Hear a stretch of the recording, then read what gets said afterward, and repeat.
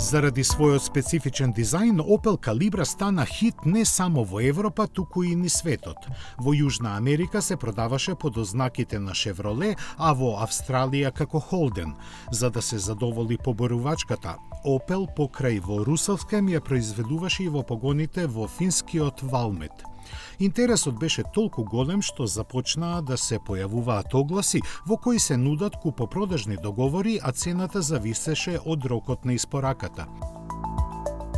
Механиката превземена од една година порано представената Vectra и обезбеди поголема практичност од конкуренцијата, а дволитарските мотори од 115 и 150 конски сили очекувани перформанси.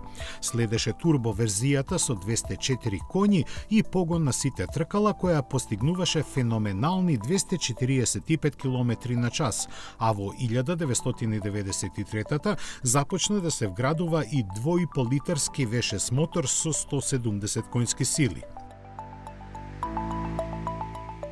До 1997 вкупно беа направени околу 240.000 примероци.